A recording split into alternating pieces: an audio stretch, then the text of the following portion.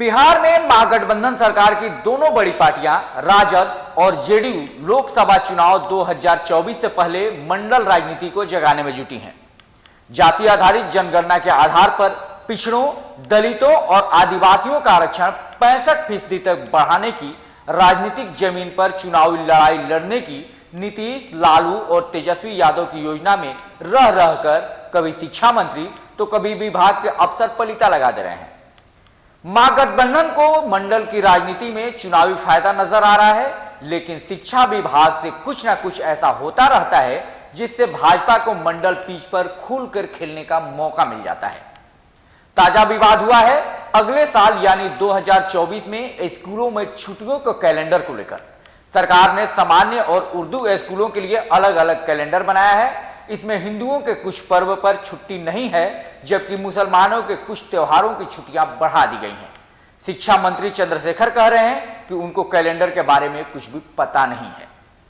इधर महागठबंधन सरकार में जेडीयू के नेता कह रहे हैं कि सरकार के स्तर पर यह कैलेंडर नहीं बना है और संज्ञान में आते ही सीएम नीतीश कुमार इसे ठीक कर देंगे। शिक्षा विभाग सफाई जारी कर रहा है कि 60 दिन छुट्टी 2023 में थी, 2024 में भी है। विभाग कह रहा है कि कंफ्यूजन दोनों कैलेंडर के कारण हुआ है, जो सामान्य और उर्दू कैलेंडर के लिए अलग अलग बने हैं। इधर बीजेपी को बैठे बिठाए महागठबंधन सरकार पर फिर से सनातन धर्म पर हमले का आरोप लगाने का मौका मिल गया है। बीजेपी के हर बड़े नेता ने नीतीश सरकार पर तुष्टीकरण का आरोप लगाकर हमला बोल दिया है। गिरिराज ने कहा कि जिस तरह से लालू यादव और नीतीश कुमार की सरकार हिंदुओं पर हमला कर रही है, भविष्य में उन्हें मोहम्मद नीतीश और मोहम्मद लालू के नाम से जाना जाएगा। गिरिराज ने कहा कि अगर काटी गई छुट्टी बहाल नहीं की गई तो अगले चुनाव में नीतीश को खामियाजा भुगतना पड़ेगा। गिरिराज के अलावे प्रदेश बीजेपी अध्यक्ष सम्राट चौधरी, केंद्रीय मंत्री नित्यानंद राय, अश्विनी चौबे, विजय कुमार सिन्हा, सुशील कुमार मोदी समेत हर छोटे बड़े भाजपा नेताओं ने हिंदू पर्वों पर छुट्टी में कटौती को लेकर सरकार पर हमला बोला है। लेकिन यह पहली बार नहीं है जब शिक्षा विभाग के मंत्री या अफसरों के काम से विवाद पैदा हुआ है, जिसमें बीजेपी को सनातन पर हमला और मुस्लिम तुष्टीकरण का मसला उठाने का मौका मिला हो। शिक्षा विभाग ने अगस्त में रक्षाबंधन की छुट्टी खत्म कर दी और सभी स्कूलों को खुला रखने का निर्देश दिया था। स्कूल खुले, शिक्षक भी आए, छात्र छात्रा ना के बराबर आए। शिक्षकों ने विरोध किया, बीजेपी ने भी हंगामा किया, लेकिन के पाठक का विभाग अड़ा रहा।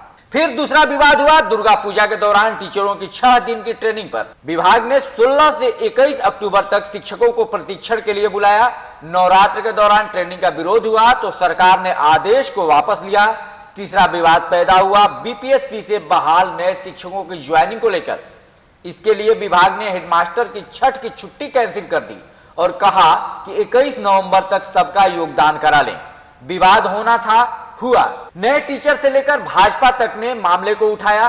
फिर शिक्षा विभाग बैकफुट पर आया और नया आदेश आया कि छठ पर 19 और 20 नवंबर को छुट्टी रहेगी। बचे हुए टीचर का योगदान 21 नवंबर तक कराया जाएगा। तीनों विवाद हिंदू पर्व पर स्कूलों के खोलने या टीचरों को बुलाने को लेकर हुआ।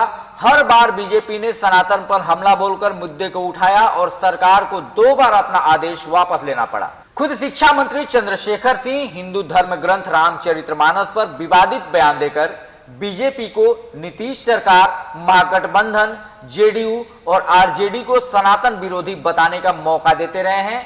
नीतीश और तेजस्वी तक की फटकार भी चंद्रशेखर पर काम नहीं कर पाई।